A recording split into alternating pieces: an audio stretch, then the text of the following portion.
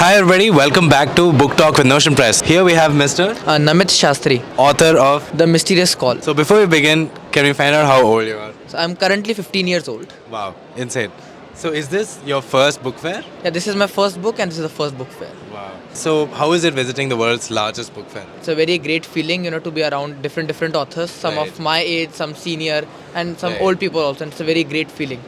What is something about your book that stands out in its genre or theme? What I think while writing murder mystery, the most important part or the most crucial part of this writing is that should be able to hide the suspense till the very Right, end, yeah. or else in between, when it gets disclosed to the readers, they lose the interest. Exactly. So I think that in this book, I tried my best to keep that suspense hidden Okay. till the very end, because some Right. of my friends who are much into reading, they Right. read these books and they said that it's commendable that the suspense was quite hidden till the very Right. end, and they enjoyed it. So if you had to give some advice to our writing community, of budding writers, what would that be?